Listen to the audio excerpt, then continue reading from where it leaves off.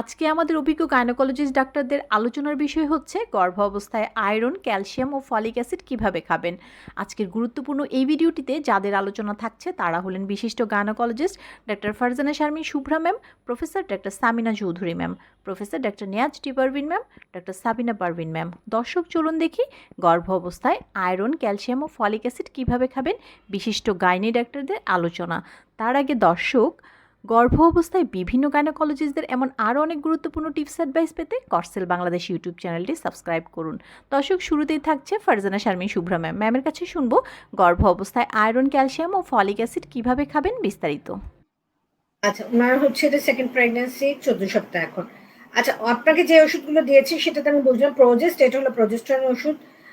পভিটন, ওটা vitamin, coral, ক্যালটি, সেটা calcium. এবং আর একটা ওষুধ যেটা দিয়েছে হচ্ছে ফিগলোজেড, এটা আয়রনের ট্যাবলেট। হ্যাঁ, তো আমার মতে আপনি যে ওষুধগুলো আপনাকে দিয়েছে আপনি এগুলো খাবেন। আপনি ক্যালসিয়াম 2 বেলা করে খাবেন, আয়রন 1 বেলা, ভিটামিন 1 বেলা। সাথে যদি প্রয়োজন হয় আপনি গ্যাস্ট্রিকের ওষুধ খেতে পারেন।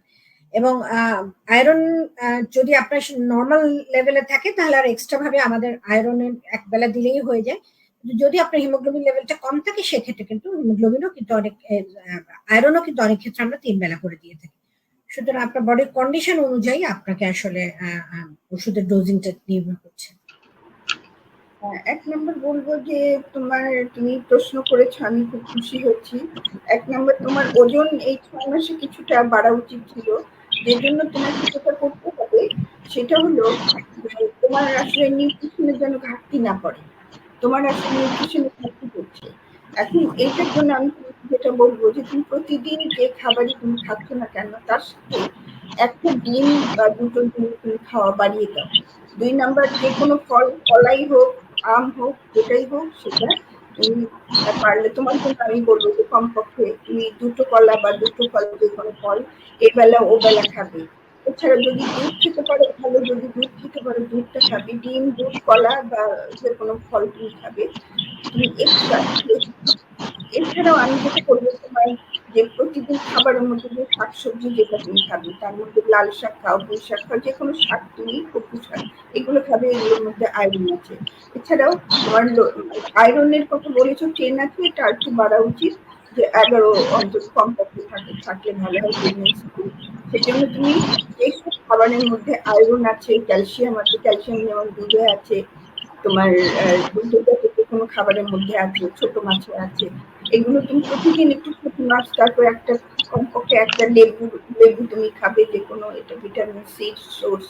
এবং যখন তুমি শাকটা খাবে, শাকের মধ্যে যে আয়রন আছে সেই সাথে তুমি যদি লেবুর সাথে খাও তাহলে ওইটাকে অ্যাবজর্ব করতে সাহায্য করবে, ওটা শরীরে সুস্থে সাহায্য করবে। এটা একটা। আর একটা হলো তুমি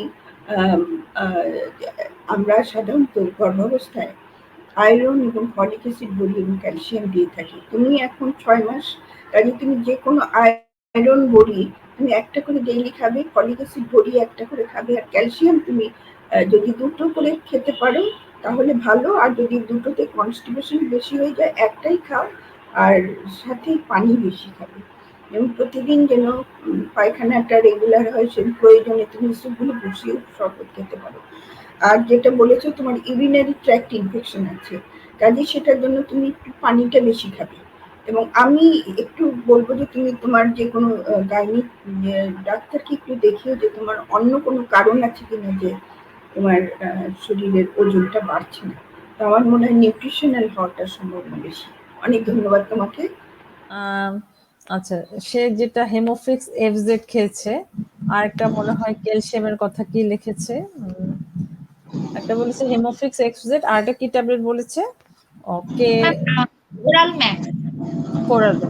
অ্যাকচুয়ালি এগুলো আয়রন এবং ক্যালসিয়াম। অ্যাকচুয়ালি আমাদের যে ক্যালসিয়াম ট্যাবলেটটা থাকে এটা একটু বড়, অনেক পেশেন্টই সেটা খেতে একটু আনইজি ফিল করে, যে মানে এটা সোয়ালো করতে অসুবিধা হয়। আর আয়রন ট্যাবলেটগুলো কিন্তু অনেক ছোট সাইজেরও আছে। তো এই ওষুধ খাওয়ার জন্য কিন্তু কোনো মাথা ঘোরানো বা তেমন কোনো সাইড এফেক্ট হওয়ার কথা না।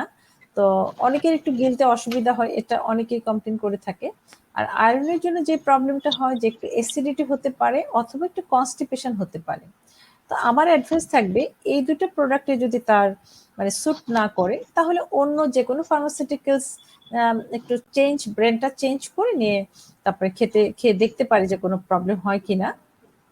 আরো আমাদের অনেক ফার্মাসিউটিক্যালস এর অনেক ভালো ভালো মেডিসিন আছে, কাজে সেগুলা নিয়ে ট্রাই করবে। আর একদমই যদি সে খেতে না পারে ক্যালসিয়াম ট্যাবলেট বা আয়রন ট্যাবলেট, তাহলে কিন্তু তাকে ফুডের মাধ্যমে সেগুলো সাপ্লিমেন্ট করতে হবে।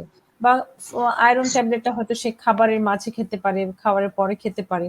তো একটু কিন্তু নিলে সেটা ভালো। আর তা না হলে কিন্তু আয়রন ট্যাবলেট না নিলে কিন্তু তার রক্ত শূন্যতা থাকবে। তারপরে দেখা যাবে যে ডেলিভারির পরে হয়তো ব্লিডিং যেটা হচ্ছে সেটা যদি এক্সেসিভ হয়, তাহলে কিন্তু তাকে ব্লাড নিতে হবে বা ব্লাডের ইনজেকশন নিতে হবে, বা এটা মারাত্মক কোনো ঝুঁকি হতে পারে। কাজে কষ্ট করে হলেও তাকে একটু চেঞ্জ করে, মানে বা সময়টা চেঞ্জ করে তাকে এই আয়রন একটা ক্যালসিয়াম খেতে হবে, এবং সাথে সাথে অবশ্যই পুষ্টিকর খাবারগুলো খেতে হবে। আচ্ছা, প্রথম কথা হলো যে উনাকে ক্যালসিয়াম দিতে হবে আপনাকে, ক্যালসিয়াম সাপ্লিমেন্ট, ক্যালসিয়াম ডি যুক্ত যে কোনো একটা সাপ্লিমেন্ট সকালে একটা রাতে একটা 2 বেলা করে আপনাকে দিতে হবে, এবং তার সাথে আয়রন ফলিক অ্যাসিড যুক্ত একটা প্রিপারেশনই ডেইলি দুপুরে একটা দিলেই চলবে। আর একটা জিনিস হচ্ছে যে নতুন এটাই খাওয়াবেন। আর আপনি বললেন টেস্ট কি কি করতে হবে, টেস্টের মধ্যে হচ্ছে যে টেস্টগুলি হচ্ছে সেটা আমি আমার অনুষ্ঠানের শুরুতেই বলে দিয়েছি যে কি কি ইনভেস্টিগেশন করতে হবে। সেটা আমার প্রোগ্রামটা আপনি যদি প্রথম থেকে শুনেন, শুরুতেই আমি বলে দিছি কি কি ইনভেস্টিগেশন করতে হবে। এবং ঘুম কম হয়, বাচ্চার অতিরিক্ত নড়ায়, তাহলে সে বোধহয় খুব সম্ভব সোজা হয়ে শয়, যার জন্য বাচ্চার অক্সিজেনের মানে অক্সিজেন সার্কুলেশনের একটু প্রবলেম হয়, বাচ্চা বেশি নড়ে। ওনাকে সবসময় বলবেন বাম কাতে অথবা ডান কাতে শুতে। ধন্যবাদ। ডেফিনেটলি হবে, কারণ আপনার রক্ত শূন্যতা হয়ে যাবে এবং একসাথে আপনার ক্যালসিয়াম ডেফিসিয়েন্সি হবে বডিতে। কারণ হলো আপনি যে খাবারটা খান, অনেকে বলে আমাদেরকে আমি খুব ভালো মন্দ খাই, আমি সাপ্লিমেন্ট খাবো না। ভালো মন্দ আপনি কতটুকুই খাবেন, ওই ভালো মন্দ দিয়ে কিন্তু আপনার কভার হবে না, আপনাকে সাপ্লিমেন্ট নিতেই হবে। সেজন্য আপনি অবশ্যই ক্যালসিয়াম আয়রন খাবেন। ধন্যবাদ। আচ্ছা, এটা হলো এক কথা। আর ফলিক অ্যাসিড আপনাকে হচ্ছে, যেহেতু তার এটা 5 মাস, এখন তো তার ক্যালসিয়াম আয়রন খাওয়ার কথা। ক্যালসিয়াম 2 বেলা করে খাবে, এবং আয়রন বাজারে যেসব আয়রন পাওয়া যায়, যেমন জিপকল সিআই, জিপ সিআই, আইপেক প্লাস, হেমিফিক্স, এগুলোর মধ্যে প্রত্যেকটার মধ্যেই আয়রন প্রিপারেশনের সঙ্গে জিঙ্ক এবং ফলিক অ্যাসিড দেওয়া আছে। কাজেই সে যদি এই ধরনের একটা প্রোডাক্ট প্রতিদিন একটা করে খায়, তাহলেই ওর মধ্যে সে ফলিক অ্যাসিড, জিঙ্ক সবই পেয়ে যাবে, আয়রন।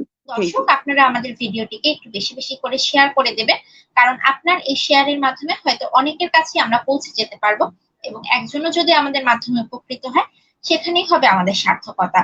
এবং আপনারা যারা আমাদের এই ভিডিওটিকে বেশি বেশি করে শেয়ার করবেন, তাদের মধ্য থেকে টপ ফ্যান নির্বাচিত হবে, এবং এই টপ ফ্যান পরবর্তীতে আমাদের সাথে লাইভে জয়েন করার সুযোগ পাবেন। দর্শক, আমাদের একটি ইউটিউব চ্যানেল রয়েছে, অনেকেই এটিকে সাবস্ক্রাইব করেননি। আশা করছি আপনারা সাবস্ক্রাইব করবেন, কারণ আমরা পরবর্তী লাইভগুলো সরাসরি ইউটিউব থেকে প্রচার করব।